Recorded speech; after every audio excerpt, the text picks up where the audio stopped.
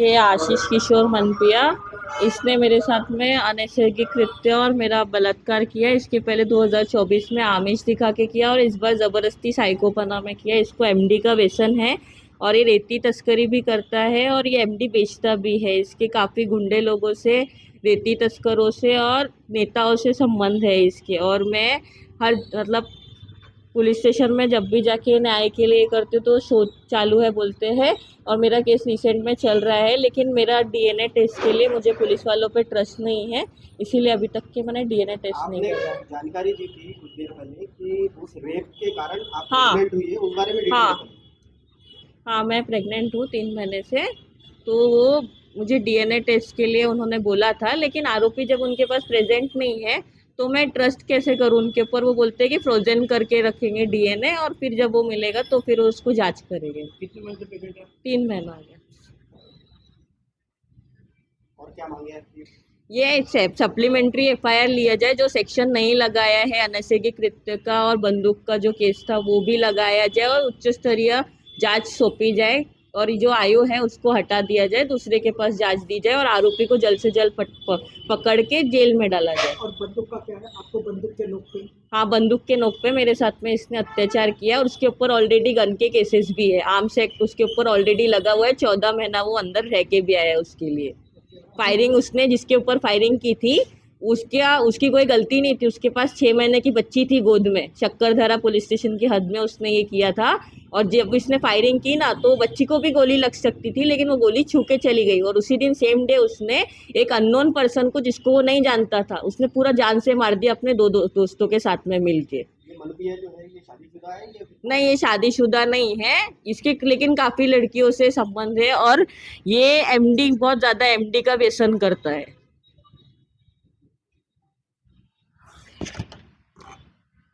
मैं हाँ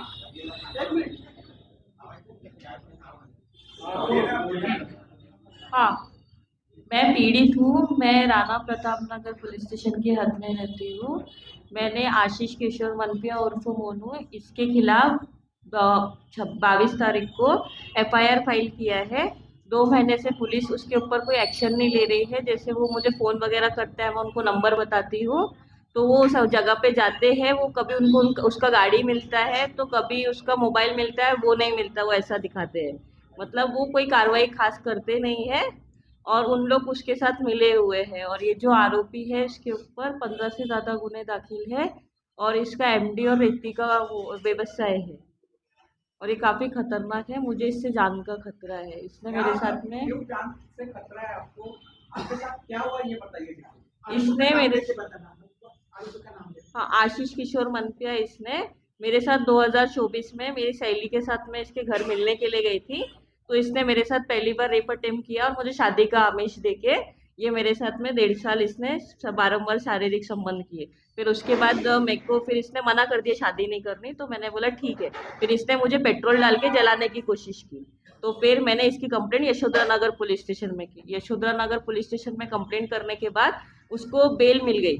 फिर बेल मिलने के बाद में वो फिर से मुझे अक्टूबर महीने में परेशान करने लगा। धंतोली पुलिस स्टेशन की हद में मैं अपनी फ्रेंड के साथ जा रही थी तो रास्ता में रोक के मेरा मोबाइल फोड़ दिया तो और रास्ते में मारा भी मुझे। उसका कंप्लेंट हमने धंतोली थाने में किया, उसका एनसी रिपोर्ट हुआ।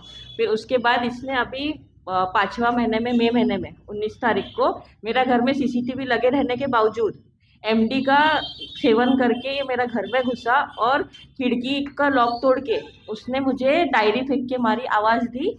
फिर मैं खिड़की के पास आई तो उसने गन पॉइंट पे लेके मुझे दरवाज़ा खोलने के लिए लगाया कि हाँ, गन पॉइंट पे कि मेरे को दरवाज़ा खोलने लगाया, मैं दरवाज़ा नहीं खोलूँगी तो मुझे जान से मार देगा। उसने एकदम ट्रिगर ही कर दिया तो मैंने घबराहट में दरवाज़ा खोला। दरवाज़ा खोलने के बाद वो अंदर आया। फिर उसने टेबल के ऊपर में वो रजनीगंधा के पैकेट्स और वो एमडी का इतना बड़ा पैकेट था वो रखा, गन रखा और फिर मेरे साथ ज़बरदस्ती की। फिर उसके बाद में वो होने के बाद उसने मोबाइल में वीडियोस वगैरह लगाए गंदे वाले, मेरा ही फ़ोन में उसने ये किया, लॉक खुलवा के मांगे।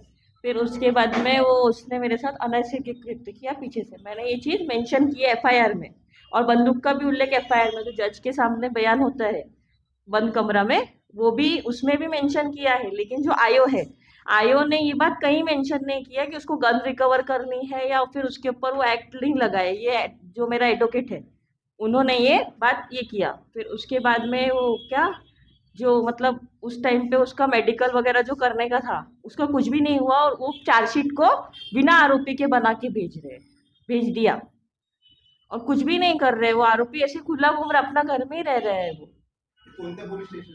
प्रताप नगर। अभी क्या चाहते हैं, आपकी डिमांड क्या है? मेरी डिमांड सर ये है कि जो इसके ऊपर में मतलब जो मैंने एफआईआर किया है इसमें सप्लीमेंट्री एफआईआर में मतलब जो सेक्शन है वो बढ़ने चाहिए और कायदे से कार्रवाई होनी चाहिए। मतलब इसको केस को फिर से रीओपन करके अच्छे कोई अधिकारी को उच्च जांच के लिए दिया जाए। मेरी यही मांग है। आप उच्च अधिकारी से मिले थे क्या इस बात? मैं डीसीपी के पास 2 बार, सीपी के पास 6 बार, मार्च महीने, जनवरी महीने से मई महीने तक के पत्र व्यवहार किए हैं। अपना सीएम सचिवालय है ना, वहां पे भी मैंने पत्र दिया। नितिन गडकरी के पास में भी गई हूँ मैं, पर मुझे कहीं कोई न्याय नहीं मिला। वो पत्र व्यवहार की कॉपी है नहीं लगाया? नहीं, उसमें नहीं लगाया सर ने नहीं बोला, मेरे पास है लेकिन सब है। सीपी साहब और डीसी साहब ने क्या बोला? वो वापस लगाई? वो बोलते हैं कि वो जो हमारा पीआई है एरिया का उसको कॉल करते हैं, उसको बोलते हैं कि इनका मतलब क्या हुआ। वो बोलते हैं शोध चालू है, आरोपी नहीं मिल रहा है। वो ढूंढ ही नहीं रहे ना, नहीं मिल रहा है उनको। उनको मतलब वो दिखावे की कार्रवाई कर रहे हैं, बाकी कुछ भी नहीं कर रहे। और ये आरोपी जो इतना खतरनाक है, इसने एक दिन में 2023 में इसने मर्डर भी किया और मर्डर के साथ साथ फायरिंग भी की है। जिसको मारा ना इसने, ये अननोन पर्सन को मारा, उसको 46 गांव इसने चाकू से मारा है। वो हर बार धमकी देता है ये चीज की कि मैंने उसको ऐसे मारा है, मैं तुझे भी उसी तरीके से मारूं। और इसके पूरे रिश्तेदार जो है वो पूरे गुंडे हैं और इसके माने नेताओं के साथ में और पुलिस, इसका एमडी का बहुत बड़ा बिजनेस है तो इसका नेताओं के साथ में उठना बैठना है। और इसके जो पूरी फैमिली है वो पूरी गुंडागर्द फैमिली है, तो इसका अच्छा पुलिस से कनेक्शन है। और ये पुलिस इसको पूरा, क्या है इनका वाला? ये रेती तस्करी करता है और एमडी बेचता है। तो इसके पहले वाले कोई गुना दर्ज है? 15 से ज्यादा गुंडे हैं, ग्रामीण में और बाहर भी डकैती भी है। और अभी हाल ही में 2023 में फुल मर्डर और फायरिंग में अंदर रह के आया है वो 14 में। और ये आजीवन की उम्र कितनी? उसकी उम्र 32 साल। पूरा नाम क्या था? आशीष किशोर मंत्रिया उर्फ मोनू। आपने कहा कि उसने आपका यानी विनय प्रयोग किया है। उसने मेरा अश्लील वीडियो बना के रखा है और वो मुझे फेसबुक पे वो वीडियो भेज के ब्लैकमेल करता था। वो मतलब एक बार देखो तो उसके बाद नहीं दिखेगा। वो वीडियो उसने मुझे 24 जून को भेजा था। इसकी शिकायत मैंने साइबर सेल में भी की है। उसका मेरे पास ऑनलाइन नंबर भी है। माने मैं हर जगह जाके थक गई है, अब लास्ट है, मेरे को न्याय मिलना चाहिए। मैं पूरा एकदम तंग आ गई। मेरे घर में मेरी मम्मी और मेरे अलावा कोई नहीं है, हमारे आगे पीछे कोई नहीं। सीपी साहेबांना काय उत्तर दिलं? सीपी साहेबांनी फोन केला पीआयला आणि पीआयला म्हटलं की स्पेशल टीम गठीत करा आणि सीडीआर एनालिसिस करून आरोपीला अटक करा। आणि पीआय मला फोन करून म्हणतो की माझ्याजवळ कुठलीही स्पेशल टीम नाही आहे, पण आरोपीचा आम्ही शोध करत आहोत।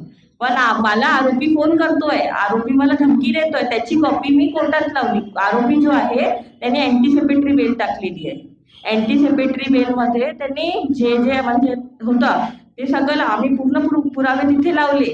पण त्याचे जे ॲडव्होकेट आहेत ते काय करतात, लास्ट मोमेंटवर येतात आणि तारीख घेऊन पळून जातात। आणि जे आमच्या केसचे आयो आहेत ते त्यांना पूर्ण हेल्प करत आहे। आरोपीच्या विना ते चार्जशीट बनवून राहिले, आरोपीला म्हणजे ते एकदम ढिला देऊन राहिलेले आहे। आयोचं नाव काय? अनमोल तांबे। मॅम हे शेवटी लव्ह मॅरेज हे सगळं प्रकरण घडलं आहे, तुम्ही आरोप करताय, बरोबर आहे? पण कुठेतरी लव्ह मॅरेज लव्ह मॅरेज झालं, काहीतरी पर्पज केलं सर, लव्ह मॅरेज काही नाही आहे। मी माझ्या मैत्रिणीच्या माध्यमातून मैत्रिणीच्या माध्यमाने त्याला भेटले होते। माझी मैत्रीण मला त्याच्याजवळ सोडून गेली, तेव्हा त्यांनी माझ्यासोबत जबरदस्ती अटेम्प्ट केली आणि मी तेव्हा त्याचा विरोध केल्यावर त्यांनी मला लग्नाचा आमिष दाखवला। तर वारंवार त्यांनी माझ्यासोबत आमिष दाखवून तेच केलं। मग त्याच्यानंतर जेव्हा मी त्याला मागणी केली लग्नाची, तर त्यांनी मला जीवे मारण्याचा प्रयत्न केला पेट्रोल टाकून। तर मी त्याची तक्रार यशोधरानगरमध्ये केली आणि मी तेव्हापासून त्याचा पिछा सोडून दिला। पण त्यांनी माझा पिछा नाही सोडला, तो मला केस वापस घेण्याबद्दल आणि भेटणं हे कर ते कर त्याच्याबद्दल ब्लॅकमेल करायला लागला, रस्त्यावर मारायला लागला इकडे तिकडे. आणि सर्वात मोठी गोष्ट, तो माझ्या घरी घुसून माझ्यासोबत एवढा मोठा इन्सिडेंट करून गेला. पण FIR मध्ये जे काही सगळं जे खरं आहे ते सांगितलं मी. ऑन रेकॉर्डमध्ये CCTV फुटेज पण दिले त्यांना आणि पूर्ण पुरावे दिलेले आहेत, मेसेजपासून सर्व. पण त्याच्या विरुद्ध काहीच नाही करत आहे ना पोलीस, काहीच नाही करून राहिली, शोधतच नाही त्याला. तर तो आपल्या घरीच आहे ना, अब इकडेच फिरून राहिलाय तो. ठीक है, ठीक है। ये कौन से साल की बात है जब ऑप्शन आपने शुरू हुआ? 2021 से स्टार्ट हुआ था। 2024 में यशोधरा नगर में कंप्लेंट हुई और उसके बाद वो कंप्लेंट केस चल ही रहा है। तो 2025 में अभी रिसेंट में इसने नया किया है। मेरे पास FIR की कॉपी से लेके लेटर पत्रव्यवहार आपने किया था? हाँ। कॉपी है। हाँ सर, कॉपी निकाल के लानी ये पड़ेगी। ज्वेलर्स वाले नहीं है ना मनप्रिया जी? ये इसका रिश्तेदार है।